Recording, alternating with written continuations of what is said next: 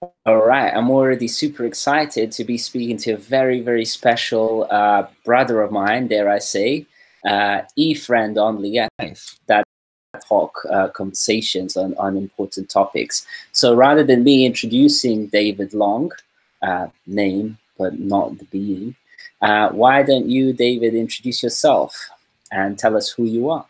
Okay. What's up, interwebs? I am David Long. I'm an integral philosopher and a musician and an artist, and I'm really interested in shaking up the culture, shaking up the world, trying to set people on fire for God, as the Christians might say, or help people awaken to the absolute and obtain of enlightenment, as the Buddhists might say, or help people to get more in touch with their mother, as the pagans might say. You know, I'm very interested in the synthesis and the integration of all these different traditions to help us find the most skillful way to be in the world. Amazing, amazing. That's a very succinct and meaningful introduction of oneself. In the past, I've wanted to describe myself as a human synthesizer, nice. But I'm not sure that I qualify yet to be quite the synthesizer. Knowing that, like, a synthesizer as an instrument has so much depth and variety to it. I don't think I've ever learned a single synthesizer to its full breadth of capabilities. Sound design can be as intricate as integration and all this stuff that we're embarking upon. Actually, so tell us about your integral spirituality journey, because I read your. By the way, you write really, really nicely and eloquently. That shines through your right, like your blog. It's like really sort of it has like tangible value to it. You know, I read your blog and I feel like I've got something really tangible to take away. It's not been just kind of empty narrative. Tell us a little bit about your integral spirituality journey, because you're coming more from an atheist angle to this whole thing, right? Well, yeah, kind of. Although I would say more hard agnostic, right? So my position is more that the absolute truth of the unity, or the absolute truth of the universe, God, right? The God is a word, and it's a word for a mystery beyond all categories of human thought. And so each group, each tradition thinks that they have the one true way of talking about it. And I think when you take those things literally, when you think that they're literally true, like usually those kinds of claims fail. They're not really, they don't really hold up to scrutiny, and they all contradict each other. So I'm an atheist if we're talking about like taking any of these traditional creation myths literally. Yeah, I don't believe in, you know, in those stories, but I think there's a way of the thing I like about spirituality is this idea of seeing life as sacred, right? Because this is like, it's not so much of a belief, like a claim about the nature of reality, like I believe reality is this way, like absolutely inherently, but it's like an attitude towards reality, right? Like I choose to see the world as sacred. I choose to find value in it. You know, you could totally take the opposite route and say that it's meaningless, and but that's just because there is an inherent meaning doesn't mean that all the relative creatures alive and involved in reality don't find meaning in it. So to say that it's meaningless is to negate all of their interior experiences and even your own, you know? So I don't think that the universe is meaningless. I think meaning is something that we need to create as individuals and together. So, you know, when you said you don't believe in any of these religions, there's a way to flip that around, which is to say that you believe in all religions, but you Yes. know they are wrong.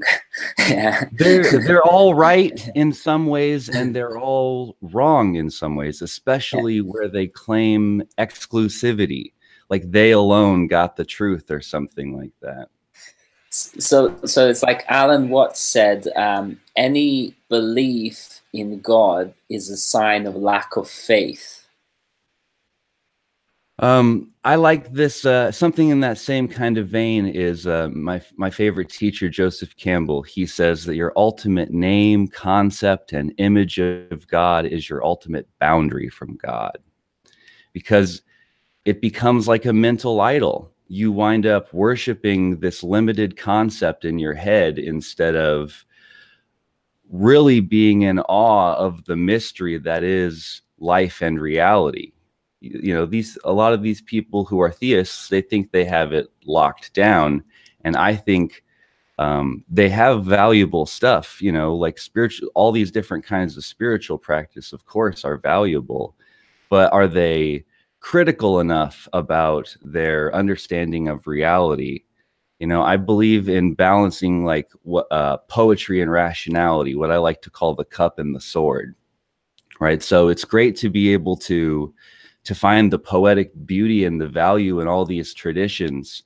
But I also think that one of the most important traditions that humans have developed is science and rationality and logic, and this critical tradition to where we're I really wanting to get in touch with the truth, no matter what it proves to be. This is, to me, science is like a mystery tradition in its own right. It's got its own language, and it's like the whole Western Enlightenment rational project. That's a way of talking about things and a particular traditional methodology as well.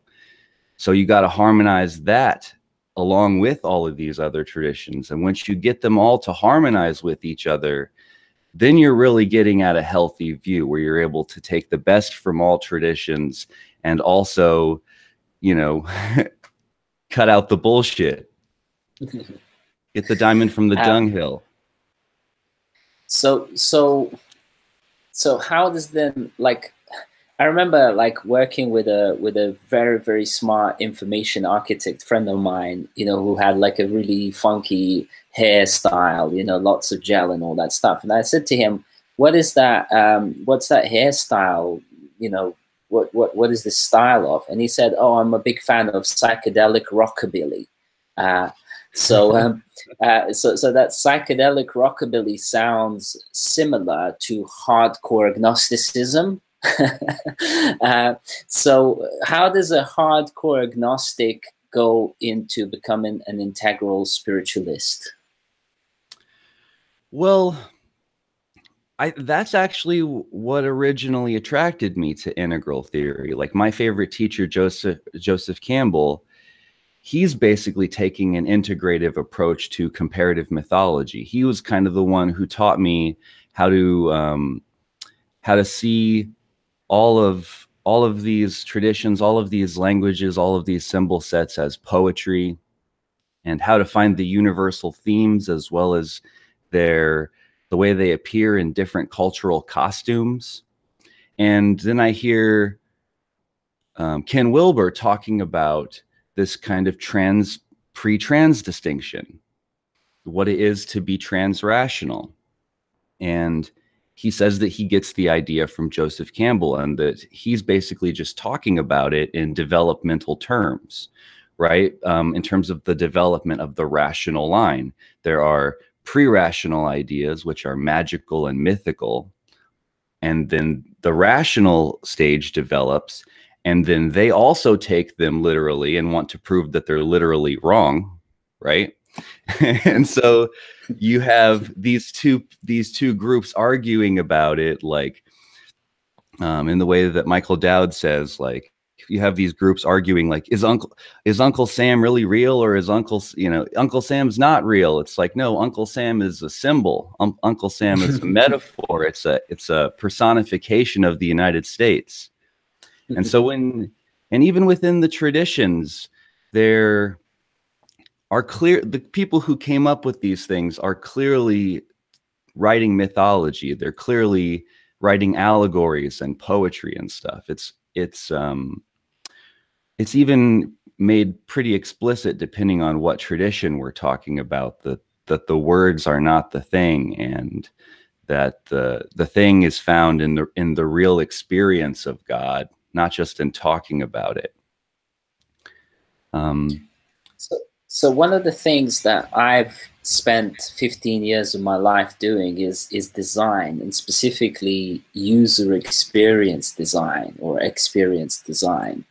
And that's a kind of whole notion that, like, every product, I usually just show it like picture of an Apple phone or something like that, right? And like the reason why people use these products is because the experience that they have with the product, and that can be very much designed. That's the notion of UX design. But then when I speak about design in general, there is a way of describing design as applied philosophy, as in a designer has a certain set of beliefs and views and perspectives, and they bring that into the project that they're working on and apply it. And what comes off the back of that is a product that is congruent to itself or integral in a way that that view of the world is. So tell me a little bit what that idea of applied philosophy means to you, and how you, as actually somebody who describes themselves as a philosopher, do you see philosophy as this kind of just chit chat activity, or is it much more practically applicable? Yeah, that's a great question. For me, I'm a student of integral theory, of course, but I'm a student of philosophy in general too. So going back, philosophy is a philosopher is a lover of wisdom. This goes back to the symposium with Plato and Socrates, where they're all giving their talks on love, and Socrates basically argues that the love of wisdom is the greatest love of all. And the reason why it's important is because it's very practical. And I like how you speak about design. And that's one of the things that really attracted me to the integral model, is that it really is this kind of simplicity on the other side of complexity. After thousands of years of these conversations going on, we've actually figured out ways to map them in a really simple kind of way at first, but it can all be kind of reduced to this single image of a cross with a spiral coming out of it, and that itself can give you this kind of idea of this 3D unfolding almost. So this kind of 2D thing that can become 3D in your mind, and then each one of those things becomes like the beginning of a checklist that can kind of unfold, and you can go deeper and deeper into it. It very much has a clean kind of artistic design to it. And as an artist, I definitely think a lot about composition and things like that, and how to present ideas. And so I definitely feel like, I mean, if you've ever tried to read philosophy before, you open the page to one of these old books, and they're probably translated from German or something like that, and you start to read, and it's going to take you a while to even get through a page, and then here we have this integral map that can literally, the whole thing, fit on a page. So when sometimes people are like, oh, it's hard to learn the new terminology, you have all these graphs, I'm just like, have you ever done philosophy? This is easy stuff. This is the easy beginner stuff. This is like a really complex map that becomes accessible, I think, to the lay person in ways that become very intuitive and very practical very quickly. The great thing about understanding integral theory is that you can see its influence, and the people who are practitioners in tons of different disciplines take on integral theory and apply it to what they're working on, and it makes it better. And you can see that, you know, these things, when they're in action, they really work well. Actually, you're closer than me to that very process. I've been actually very interested in knowing and understanding how are the maps being evolved, and is there some sort of formal process for that of some kind? Do you know? Is this completely like side note, completely selfish question? But No, how are the maps kind of evolved? this is an important question because if we're going to be working on this project together, if we're not going to just be integral individuals out in the world undercover, but if we're going to evolve into this next stage of an integrally informed group, hopefully helping to build an integrally informed society to birth this new integral age where we can bring all of the highest wisdom to serve the people in the best way, we need to have a lot better peer review process. And unfortunately, I'm sad to say it, and I have to admit that I find it to be kind of embarrassing, but there's a lot of controversy around certain subjects in the integral community, and what you kind of have is a section over here in the Integral World web page where Frank Visser and a bunch of other critics are talking about a whole bunch of possible criticisms with Ken Wilber's work. And then over here you have Ken Wilber, who interviews people, and don't we all agree so much about integral? And there's no debates. There's no real, I mean, the Integral World website is the closest thing to real peer review you have, but unfortunately it's demonized and rejected instead of engaged with by the group of people who are supposed to be processing tensions more skillfully and engaging more skillfully than ever. But kind of what has happened, in my opinion, is that the people who, you know, Ken Wilber and his integral life people, a lot of them are trying to figure out how to make money doing this. And so they wind up selling a lot of it to postmodernists, and then it almost becomes like a strange kind of postmodern cult. And unfortunately, Ken Wilber hasn't really done that good of a job of addressing his critics. He himself has there's a very embarrassing article that he wrote not that long ago where he basically starts off by acknowledging that he does have good critics and that he's refined his theories based on some good critics. And then he goes into a long tirade basically talking trash about all of his critics and famously telling them all to, or telling at least one of them to suck his dick, and saying that if you don't like that, then that means you're green or something like that. So there are these embarrassing episodes within our community, but ultimately I'd like to see it go beyond just the guy who founded it, and for it to really become this kind of peer-reviewed process where we're making it better together. And this is what a lot of my work is trying to do, is to not just be critical, but to talk about how we can understand the perspectives of the founder, Ken Wilber, and also to talk about how we can refine and make it better. I do think there are some improvements that need to be done to integral theory, but I still think it's the best mind map, cognitive operating system, or whatever you want to call it, that there is. Yeah, there's always more work to be done to either refine, perfect, clarify, make more usable, accessible, interactive, all that kind of stuff. And, you know, the idea here is to stand on the shoulders of giants and focus on solutions. I feel like there's quite a lot of debate and criticism going on in integral community. That's why I entitled this Integral Solutions for Our Collective Future, to keep us kind of grounded in that solution think.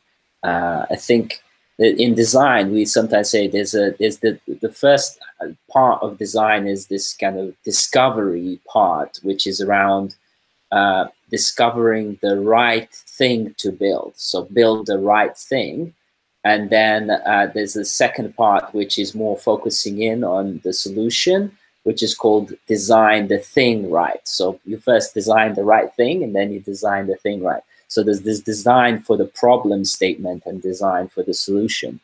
And I feel like the problems in this world are pretty well understood, because a lot of people discuss the problems all the time. Having said that, the problems are often discussed at the point of reflection, as in where they've reflected themselves out of people's minds and souls, or basically minds, because soul, let's say the idea here is that the soul is pure and perfect and it wouldn't reflect anything bad, but the mind, being the shadow of the soul, can skew things into the negative and destructive and so on. So before things come out of people's minds and produce problems that we see as reflections in the world, that stuff is not necessarily kind of looked into enough. And that's where, you know, we've developed Fresh Mind program, which is focusing around clearing up, not so much around waking up and growing up, but clearing up, which also I feel like there hasn't been really that much focus given in terms of that integral and holistic clearing up, so that we don't end up needing to tell people to suck our dicks, right? Because it's just kind of like doesn't really produce any particular outcome. It's funny, but so yeah, funny, kind of embarrassing, but yeah, I've been thinking a lot about this too, and like I said, you know, when Integral first started out, Ken Wilber, he came out with this statement. He said, "We're not in the transformation business." And this was kind of just to shock people out of their sort of green, we're going to save the world, we're going to put our new system on everyone and try to convert everyone into our thing, right? He really wanted us to get in touch with this understanding that you have to meet people where they're at and engage with them in their own process, right? And so he started working on all of these projects that were aimed towards healthy translation. And a lot of that stuff has been really good. It's very useful, especially as an integral practitioner, to be able to go out into the world and know how to communicate with other people, know how to translate to them where they're at. But I think now, as a society, as a culture, now that postmodernism is starting to be a lot more strong online in the general zeitgeist, there's a lot of deconstructing going on. But we have seen the postmodern governance styles, and so have the more agentic liberal kind of modern sort of people. And it just becomes this, you know, this false binary where it's like, no liberalism, no communism, you know, like the social and communal themes battling it out.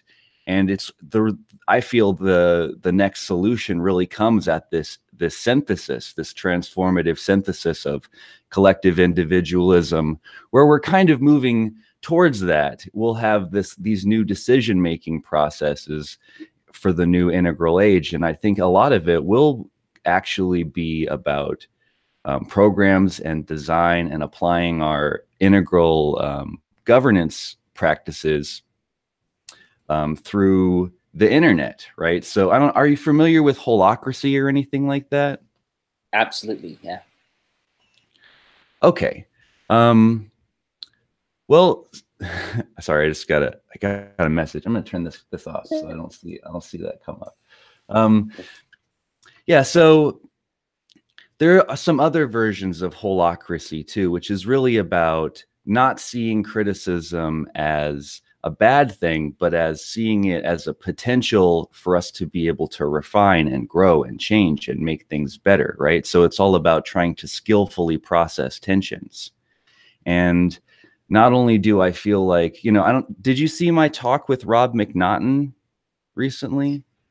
I don't think so, no. I haven't posted it on YouTube yet. I've been having these interviews and live Q&As on Facebook and then reposting them to YouTube. But he's the guy who runs the Integral Center in Boulder. Mm-hmm. And we were talking about it closing down and sort of reflecting on how to build an integral community together.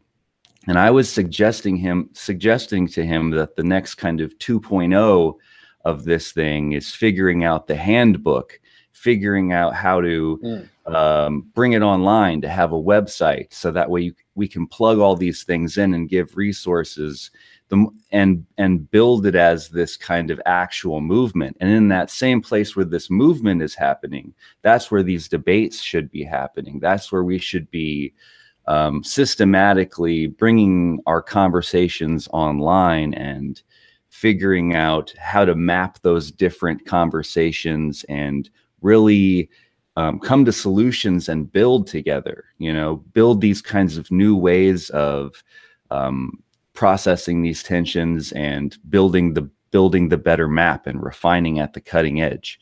So I'm really excited. I feel like, it's going to be in our lifetime that we see a lot of this stuff happening. And it's also really exciting that, a person like me can potentially come up with that idea. And a person like you knows how to probably make that into an actual program or a reality, and how to design it, and how to figure that out. And it's not going to be something like you're saying that just one man comes up with and it's all done. It's got to be this thing that we build together, and through inspiring each other and also having this critical process to refine at the cutting edge. That's what it's all ultimately about, trying to put all this intelligence to work in some kind of practical way that serves the world. Awesome. Yeah, I agree. And I think that we are slowly moving towards that more kind of practical application age. And certainly on our end, we are talking about, spiral dynamics, integral theory to corporations, right? And what my experience has been is that HR people, when they hear about things like spiral dynamics, which at the end of the day, it's like evolution of Maslow's hierarchy of needs, which they've been kind of showing to people. Usually that kind of comes up in management, as in like, hey, look, this is what universally people want and need. And then it's like, next slide. And it's like, hold on. That slide is like more or less everything, right? This is your like strategy for like eternal like success, really. But now when I show them like spiral dynamics, they're like, oh, can you come and like talk to us more about that and how we can put it into practice and so on? And I'm like, yes, but I wish I had a bunch of, ready to go kind of toolkits and, more better kind of worked up models and so on that are explainable to people at whatever level they are at. So that kind of leads naturally into this other topic that I wanted to discuss with you, is what are this kind of solutions and strategies that you've found to meet people at their level and quote unquote deeply engage with people who are at more earlier stages of development, let's say. Yeah, that's a great question. And I think this should be part of our spiritual practice too. It's like, I think philosophy needs to be more thought about as a spiritual practice, because then we can apply some virtues and values to how we communicate with people when we do philosophy. And there are a lot of techniques, and some of the ways that I talk about them are very similar to things like steel manning. Have you heard about steel manning? No.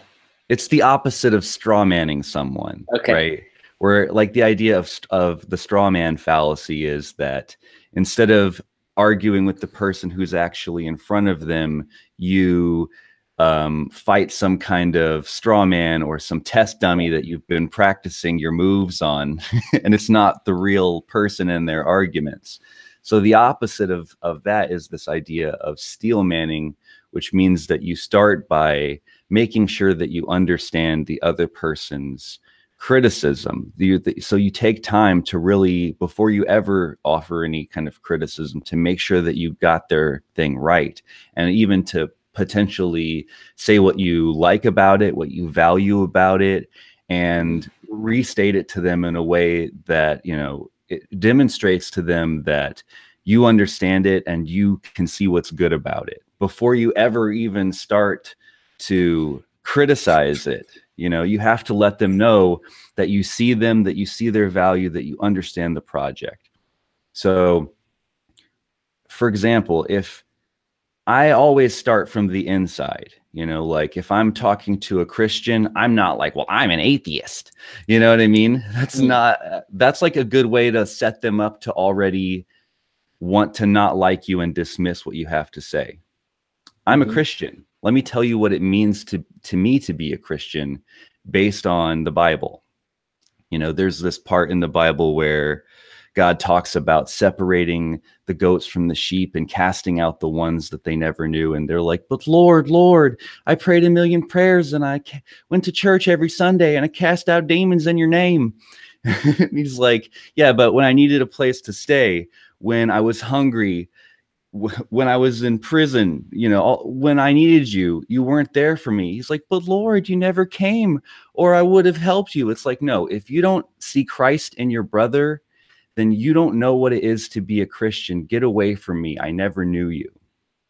You know, this kind of idea that to really be a Christian is to recognize Christ in your brother and to die to your flesh and become a servant of love of God, a vehicle of this thing to the world. You know, your body is a temple.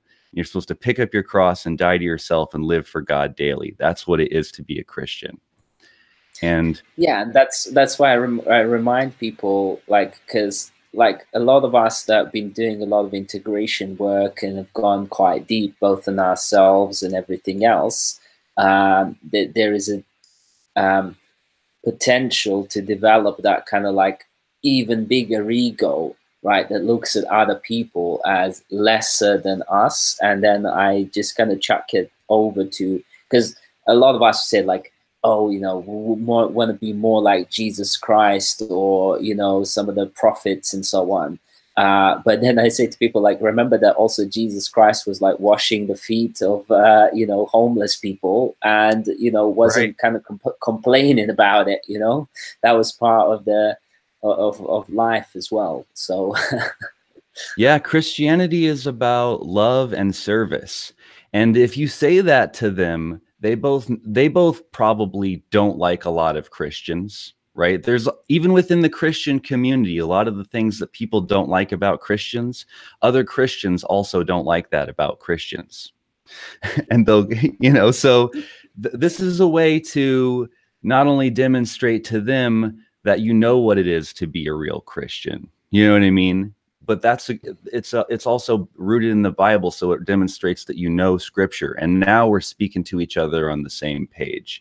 I'm not saying the Bible's bullshit, God's bullshit, you should throw these things away. Like that's not us, like trying to take away their most precious symbols and the thing that they base their life on is not the way to go.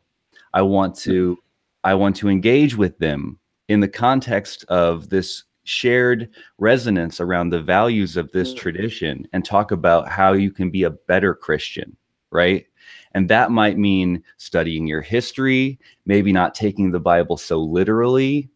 And, you know, going back to what I was saying about your ultimate name, image, and concept of God is your ultimate boundary from God. Like a lot of Christians will agree that, like you could say to a Christian, I think it's the height of arrogance for any human to think that they could ever fathom what God is. You know, and and most Christians will agree with that. They'll be like, that's right. There's no way, you know, and that's a good kind of fulcrum or axiom to be able to be like, I trust God, I love God, but I don't trust necessarily these men who represent it, right?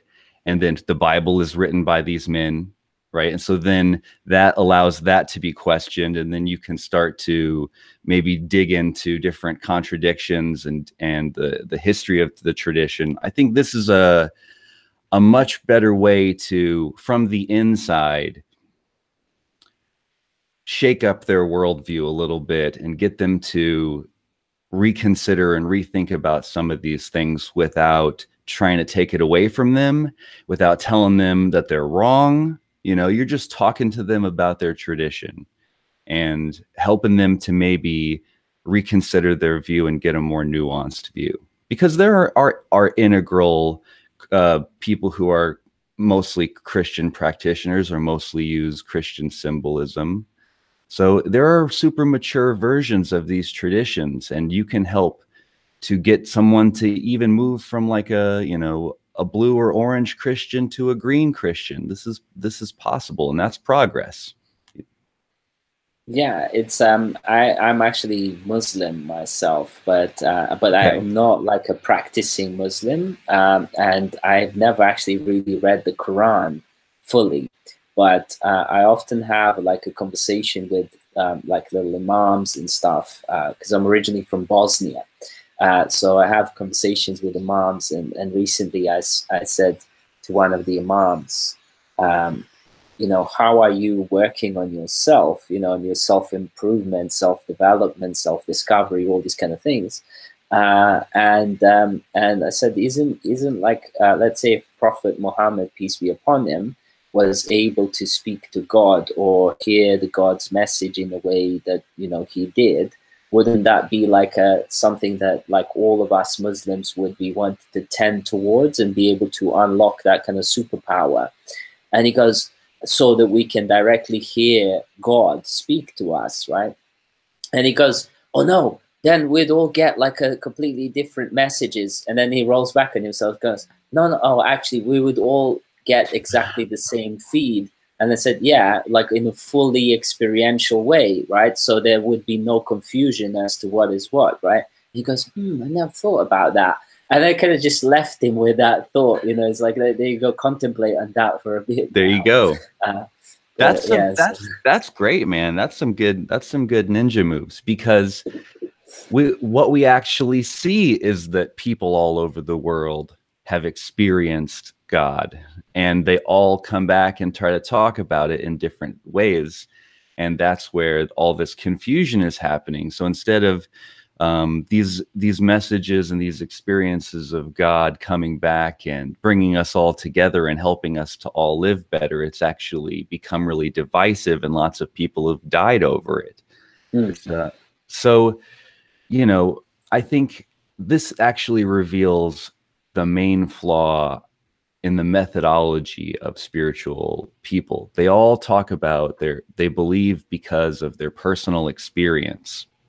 And I mean, I personally, I was raised very Christian, so I've had a lot of Christian spiritual experiences. I got into Buddhism, so I've had Buddhist spiritual experiences.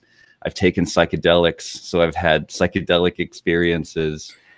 And I've, you know, been a student of comparative mythology and all these different traditions. And um, depending on the tradition, like the Gnostics, they have this idea of the gnosis, right? And gnosis is this kind of knowledge that can't be put into words. So they had this mystery school, and what the mystery school is supposed to do is give you an experience, right? So what's a secret is not some kind of hidden wisdom, but what's a secret is what they're going to do to you to give you this experience, right? They don't want people telling other people. So that way, when it happens to them, it's like a fresh, profound experience, because ultimately at the end of the day, it's the experience that they're trying to give you. And then they'll say, don't talk about it. It can't be spoken. You can't put it. And so this is also why there was tons of diversity of ideas in the beginning of Christianity, is because you had all these different people who were experiencing God, and they did come up with a bunch of different ideas about what that means. You know, they were kind of mistaking maybe their own personal message at the time for a universal message. So, okay, I feel like, because I notice in all your videos and even now, right, in the background, you've got all sorts of symbolism everywhere. Now, is that your artwork, or is it stuff that you've bought along the way? This is just a tapestry I've had for years. And when I first started, this was like the main tapestry that I would talk in front of. It's just one in my living room. I do have a lot of art in my videos. I'm an artist, so I paint, and yeah, sometimes I have that stuff in the background. So my next question, and it's all coming off the dome really, is around this idea of symbol literacy, and that one symbol can have 15, 20 different meanings in different contexts and at different depths of where it can be analyzed from. So you spoke in one of your videos about Ken Wilber talking about I amness existing before the Big Bang and so on, but then you said that's not really the case, it can't be, etc., etc. So the question really was, and it links to this kind of symbol literacy, because we see the symbol of a cross kind of gaining different types of meanings over time, and even in Christianity, for example, it can mean lots of different things, to a point where I've recently come across another meaning of cross, that it's like an inverted sword. So it's kind of like really like man dies on his sword, right? So that's kind of like a primitive symbol of a sword. But then that also, the way that it's dug like that, upside down, is like a sort of, there's a sort of devilish or evil nature to it, right? And in some senses, Christians are praying into this symbol that is actually inevitably symbolizing, to some extent, evil and all these kind of things. Anyway, so the question is really, what comes first? If it's not I amness, like, where does it all start? Or is it a concept that there is no start or an end? Oh man, you put a lot on the table there. Okay, so I'm just asking for your perspective. I'm not necessarily asking for some like universal truth, but well, maybe you have it. I was going to say that there's, going back to Joseph Campbell, there's the idea of these universal symbols that appear in multiple costumes, right? Cultural costumes. So I would say that there's a universality to the symbol of Jesus or Buddha or the Baphomet. It's this person who's died to the flesh and been reborn of the spirit, who's died to their ego and lives for a higher purpose. So you could say the symbol of the cross, Jesus on his tree, is a symbol of self-sacrifice. Like, die to yourself, live for God. Like, that's what it's supposed to be. It's that, like, you know, the cross through which the transformation and happens. You know, that's why the cross is so important in there. I mean, it is kind of upsetting that most people don't take these symbols metaphorically. They don't see the symbolism or the beauty in it, and they don't really know their history around it. But same thing, Joseph Campbell weaves the story of the creation and the going and return of the Garden of Eden with Jesus on his tree and Buddha under his tree in a really kind of beautiful way, where almost Jesus is like this, is on the second tree of the Garden of Eden, where Buddha would sit underneath that tree and eat of this fruit of eternal life, right? And so there's the angel with the flaming sword who blocks the entrance to this garden, which is like if you go to a Buddhist temple or something like that, they have these big gate guardians. They're like, you don't come in. And the idea is, if you see past them, right? This is kind of talking about the temptations of Buddha, seeing past fear and desire to the source or whatever. You see Buddha under his tree and his hands say, don't worry about those guys, come in. You know, like, that's his mudra or whatever. And So there's this kind of beautiful synthesis that happened. I like to make these kind of hybrid symbols. Whenever I rap, I perform in front of a giant banner like this that says "I am" on the top of it, right? And then it's got this hybrid symbol, right? You have the Ouroboros as this kind of, you know, the self-consuming nature of life.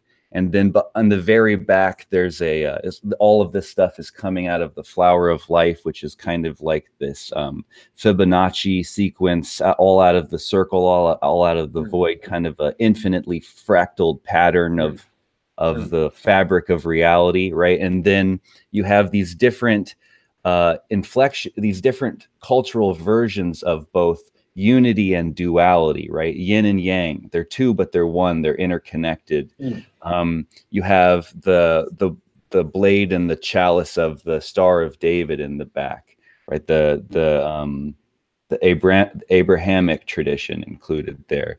The masculine pyramid and the feminine womb or chalice intertwined.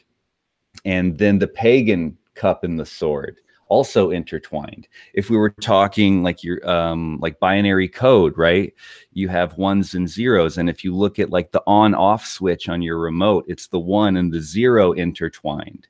And this isn't because all of these traditions are collaborating. It's because it comes out of human psychology. It's like this universal pattern that we're all trying to talk about in whatever symbols we can grasp to be able to talk about the nature of reality. And so I would say that the universal theme in terms of cosmology or the absolute truth of enlightenment or this kind of unity, or earlier you mentioned like our soul as kind of this pure absolute, right? So I think that there's a soul, but I only think that there's one soul, kind of in the way that Buddhists would talk about the ground of being, right? Except for in Buddhism, God is on the inside. Like God is this pure consciousness that awakens as the universe, and the whole universe is arising in consciousness. And for Christians, God is some kind of outside, transcendent, personal creator, personal loving creator. And both of these claims are both, you know, when people take it literally, they become trying to qualify the unqualifiable. They're trying to say that their mythologies are historical facts about the absolute truth of reality. And so these are both idealistic claims, the idea that the universe is like ideas in the mind of God or something like that, that it's this kind of outside creation and God is like some kind of separate thing. Whereas to me, we are the universe awakening. Like this is it. We are factually, literally, interobjectively connected. We are one. We are one unfolding process. And this is where it really resonates with Buddhism, because these ideas that we have where I'm David, you know, and everything else is separate from me. That's a concept. That's a concept and a story that's a mythology that blocks the truth of what's really happening. And so science has its kind of enlightenment or awakening or unity realization. You have people like Carl Sagan and Neil deGrasse Tyson talking about how we're stardust and how we are the universe. We're related to the cosmos at all different levels. And, you know, this idea of E equals MC squared, like the whole universe is just energy in flux, you know. So there's a scientific language of talking about this unity and duality as well. So hopefully I would hope that integralists become almost like multilingual, able to notice these kind of universal patterns, but also be able to make kind of discriminations about how literally we're taking them. Huh. Wow. Yeah.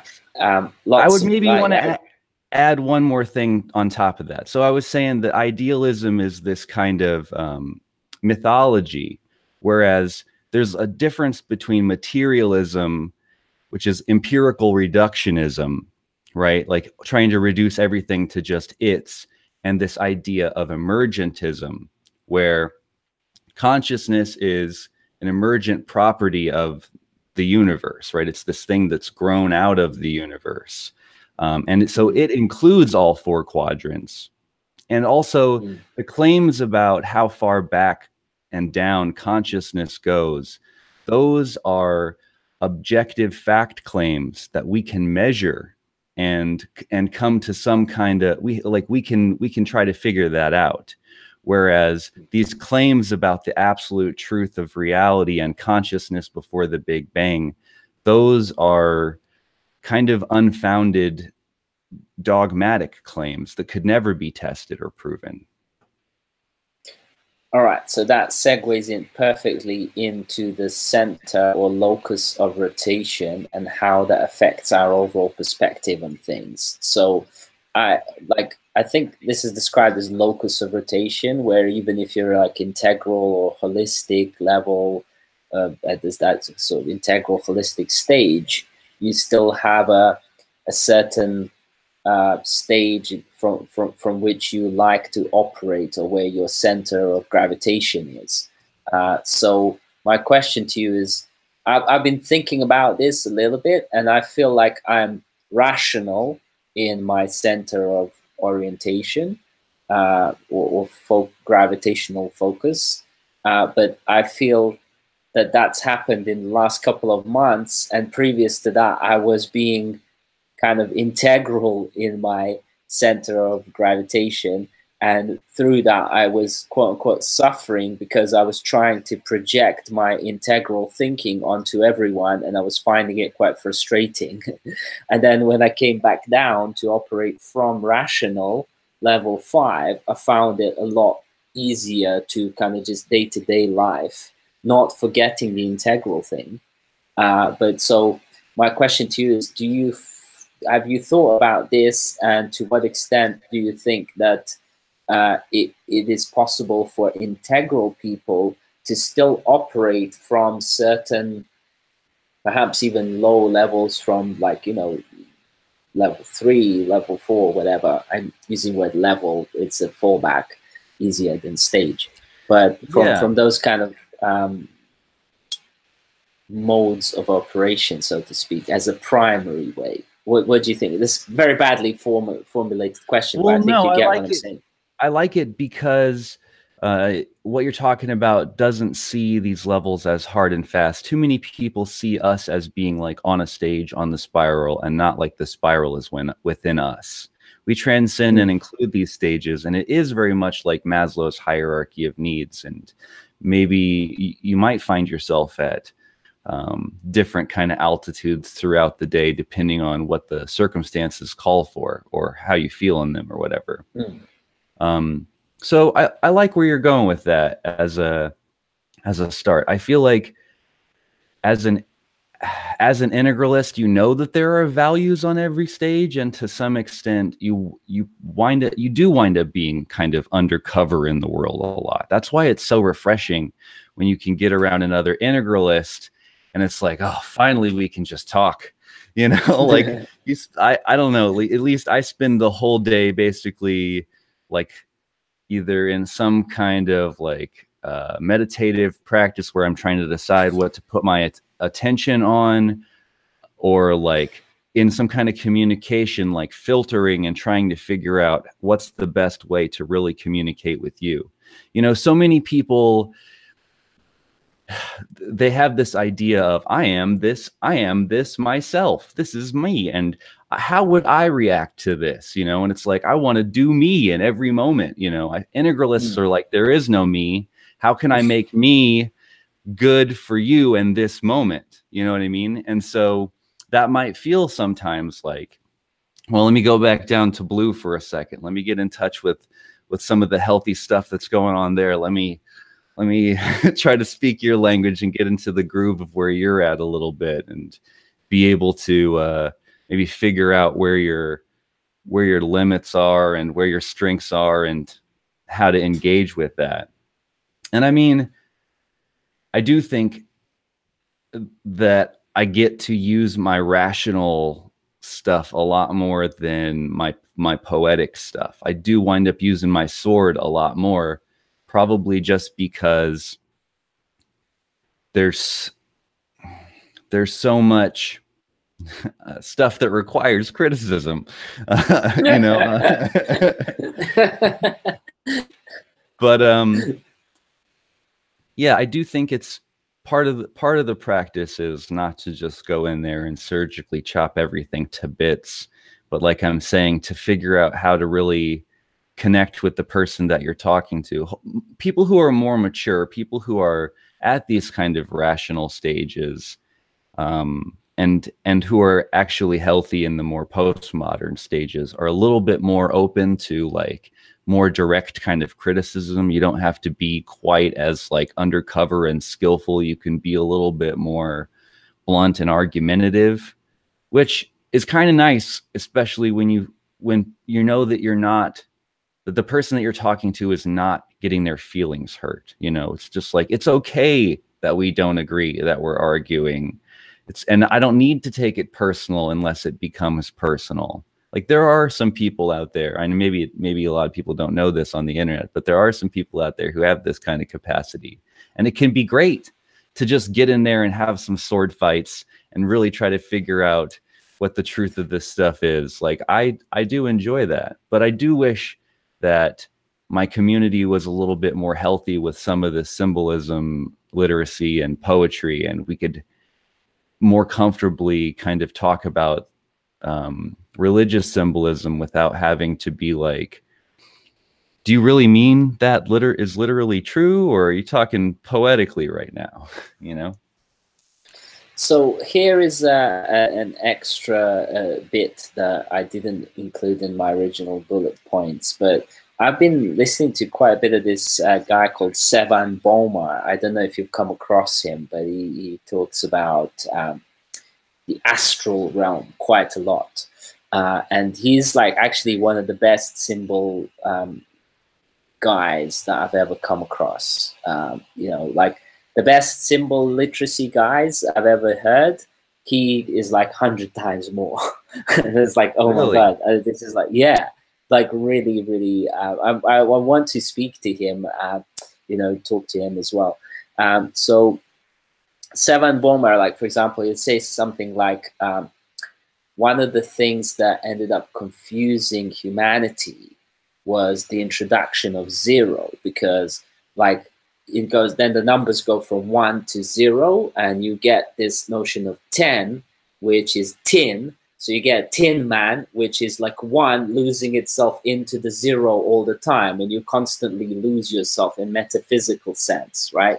Whereas if numbers are going to 9, 9 is more of a kind of magic number, and like there is something around 9, like the universe reduces to 9 in that like fractal sense and all that stuff.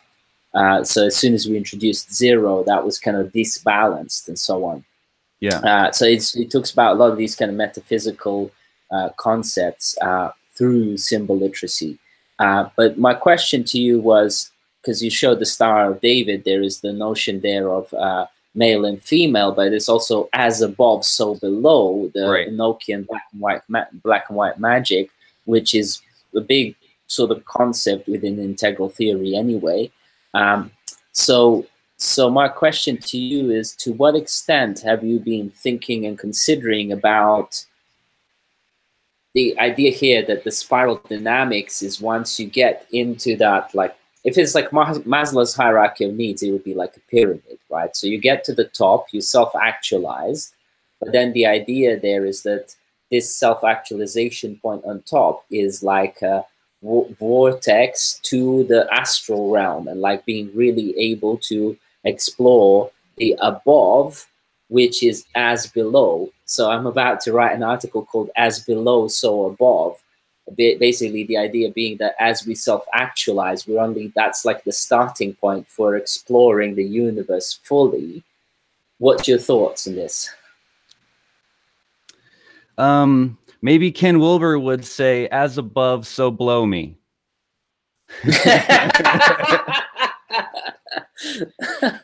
I'm sorry, I couldn't help it but think of that joke.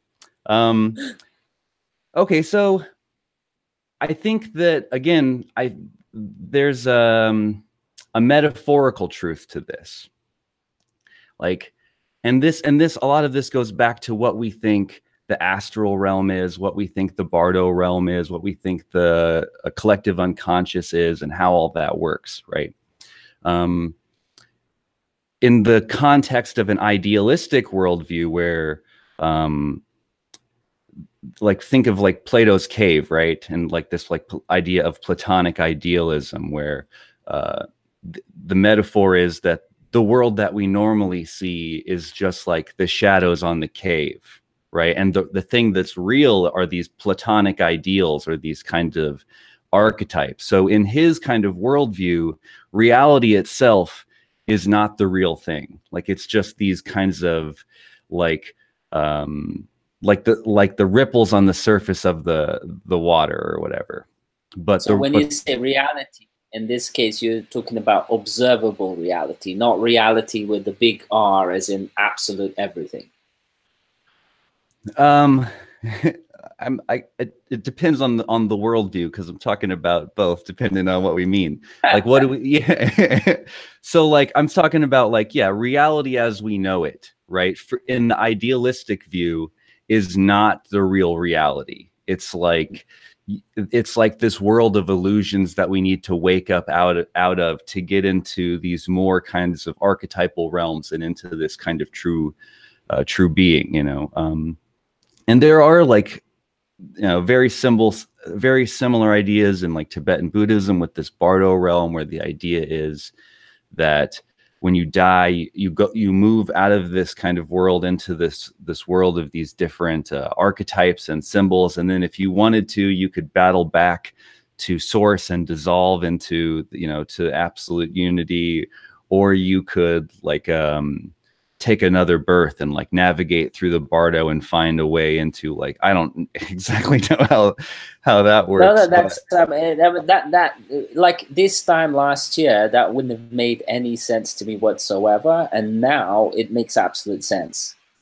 Okay, well, I think I don't agree. I think that with these ideas, I kind of think that archetypes are the way that they work is that as we go about our experience in the world, we have all of these encounters with things and all of these stories that we're told, and we almost kind of create this sort of Rolodex of things in our mind based on our experience. Like if we have eaten a banana, like now a banana's on in that file, and we've seen green bananas, and we've seen, you know, the little bananas, and we've seen bananas go bad and be black, and all that gets put into this file of under banana. You know, this is how we learn shit. You know, we build all these Rolodexes in our mind, and then there's all these stories and kinds of patterns that get told, because humans are narrative creatures. We're storytellers ultimately, and so we're building up all this kind of Rolodex of archetypes, and then when we dream or we write stories or something like that, we're kind of pulling from this Rolodex that we've built. It's interesting. Joseph Campbell talks about how all of life is just a poem, you know, and when you start to see these different archetypes, not only based on the world, but they almost become like a type of like ideology, creates this kind of archetype that's almost like this program for how you act, right? And then people go around the world and start acting these ideas out, and they almost, you know, not only are they acting it out, some of these ideas are played out. Yeah. But I guess where I'm going with that is that I think that there's a difference between human psychology and being able to see these symbols as ways of talking about reality, ways of understanding reality, stories, versus thinking that they're literally true about reality. So like when I think about being able to go into the astral plane and to that could be a metaphor for this kind of transpersonal awakening and the ability to start to navigate through these realms of archetypes, and to be able to skillfully use archetypes and create new symbol sets in the world, create new mythologies that could potentially reach people and give them ideas about how to live. Almost like you become like a new programmer, kind of, you know what I mean? So I don't think that the stuff is bullshit, but I don't necessarily take it literally. I think that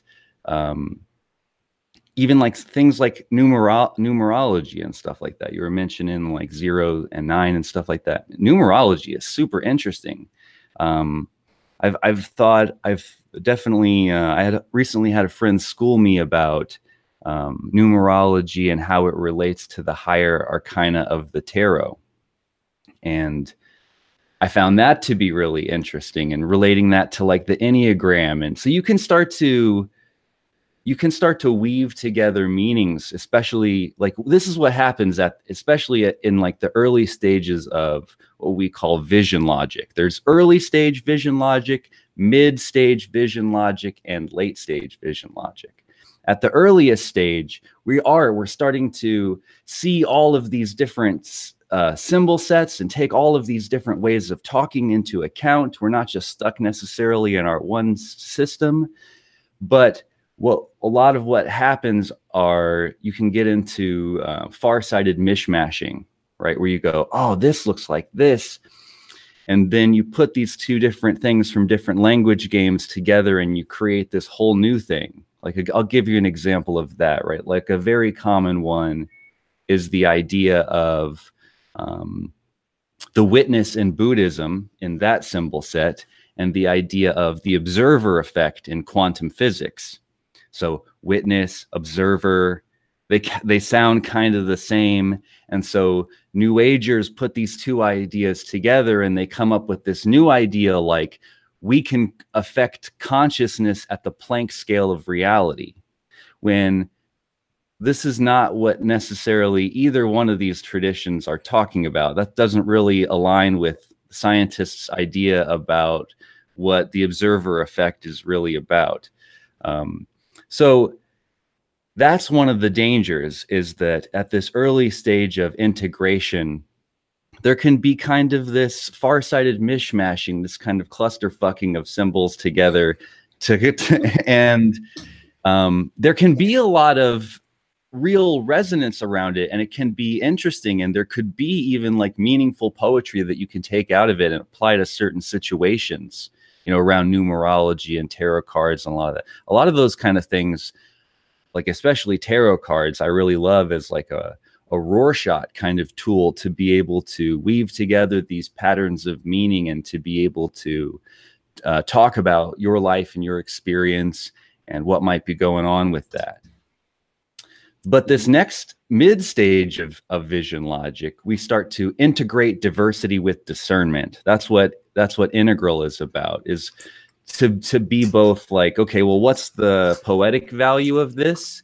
How can we think about meaning and stuff like that, and the value that we might find, and what's the literal truth of reality, and how can we apply our best tools and methodologies to figure out what's actually going on here.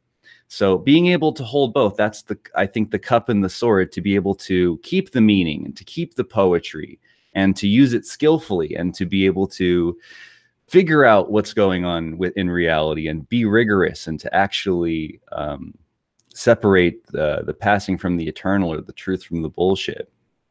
And I think it's an important spiritual practice. You know, when you really die to your ego, I feel like a lot of scientists, you know, they've taken their ego out of it. They're trying to be as non-biased as possible. It's part of the methodology that your personal experience doesn't count, really. I mean, depends on what kind of science you're doing. There is an inclusion of phenomenology, especially if we're trying to figure out interior factors along with it. But anyways, at this mid stage, there's a lot more skillful integration. And then at the next stage, the late stage, it's applied more rigorously and systematically. Not only do we have the ability to make these discernments for ourselves and to go around the world and to maybe help other people parse these things apart, but we can come up with systems and methods to be able to create new kinds of systems, maybe a new religious tradition, where we could have a healthy integration of all of this poetry, and also in a way that is in line with what's true about reality.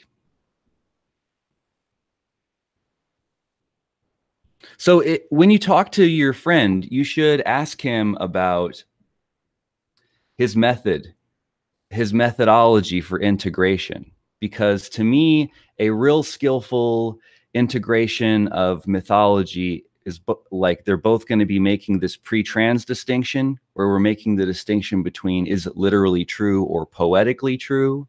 And then there's also the idea of these universal ideas that appear in different cultural costumes, right? And then being able to figure out the difference between universal themes and universal patterns, as well as the particular historical context, and figuring out what's going on in the actual language game of those traditions. You know, you want to not, you have people who have like the really far-sighted perspective, and they're taking into account all these things. And then there are also people who are like historians who study a specific thing. You know, they can be kind of nearsighted because they don't really understand their tradition in the light of this big picture perspective. But you also don't want to be farsighted, and because the devil's in the details, right?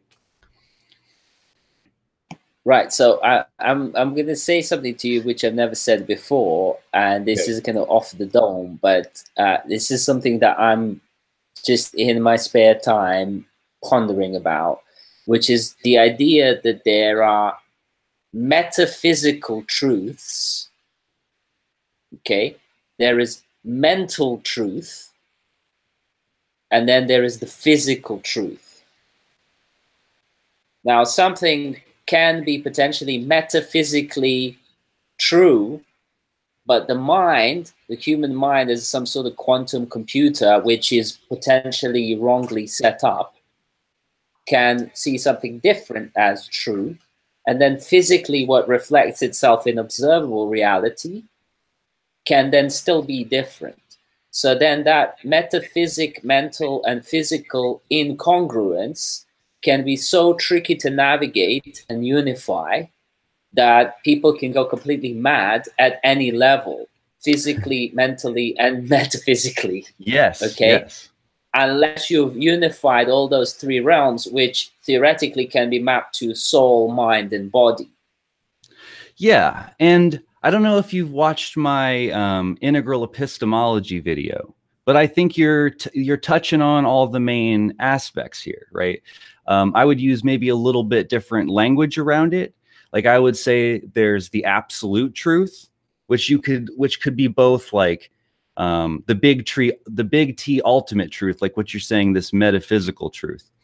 The word metaphysical actually goes back to Aristotle, and it actually goes back to what he called first philosophy. And the reason it was called metaphysics is because it was in the order of his book, it was the book after his book on physics.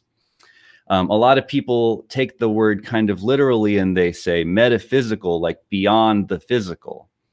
And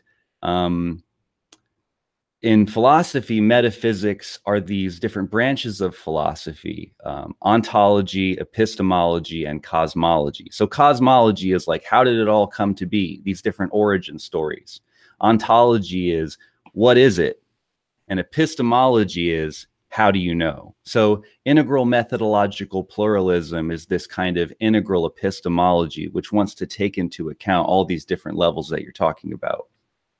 So in Buddhism, they talk about the doctrine of two truths, right? There's the absolute truth, and then there's the relative truth. So the absolute truth is like the actual truth. And it could be the actual truth of all reality, or it could be the actual truth of these fingernail clip. I mean, there's the word fingernail clippers, and then there's the actual thing. You know what I mean? And the words are just our relative way of talking about things. Now, so you have the absolute, and then you have the relative. But then within the relative, like, you know, all these relative ways of talking about things, like right now I'm speaking English, right? This is agreed upon system. Then there are subjective truths, like what I experience, what I feel, what I think. And then there are objective truths, which are measurements, and you know, and then also interobjective truths, which are these theories, which are collections of measurements, you know. So to some extent, the objective truths and the subjective truths are both relative. Not to some extent, they are both relative truths. I have to, like, over time, I've learned to, like, kind of include some of these weasel words, which are like not always, sometimes, a little bit, you know. Yeah. You got to be careful with Perhaps. these generalizations, but sometimes you are saying something and you want to really say it, and it's not to some extent.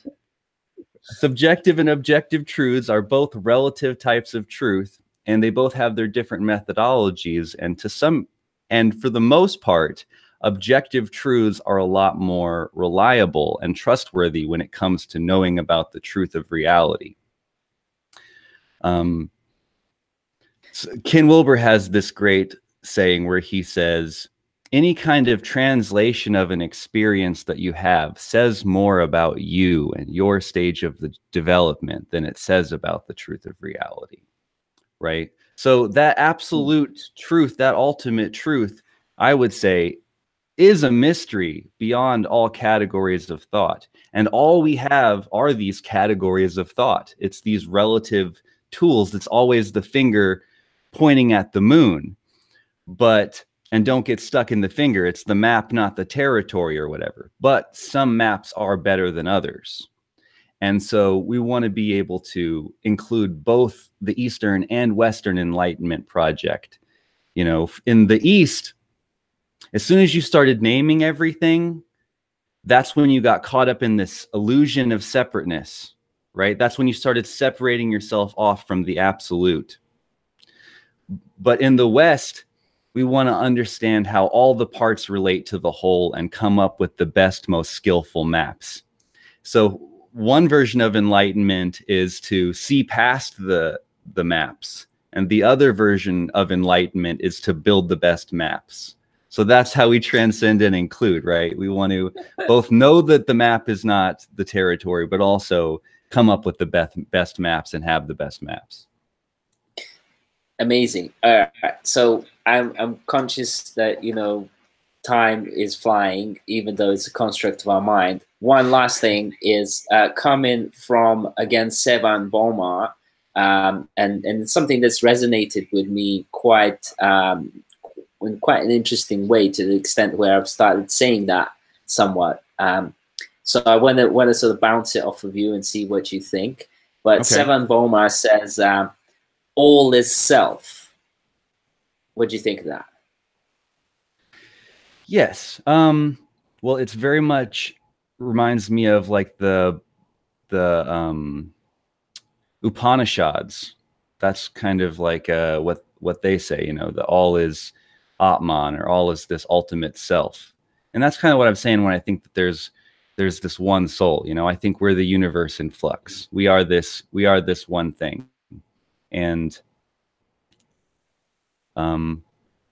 also in the East, you know, going back to the Eastern and Western kind of traditions and the different ideas of enlightenment, there's also different ideas of ego. In the East, ego is this separate self sense, which you can transcend. But in the West, ego is any concept of a self, right? And so Ken Wilber would say that the problem is not that our ego is too big, it's that it's too small.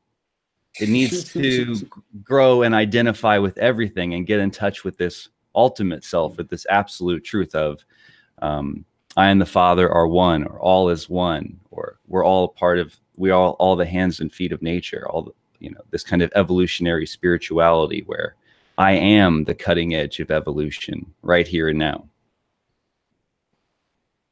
Yeah, and then the statement of look after yourself makes absolute sense.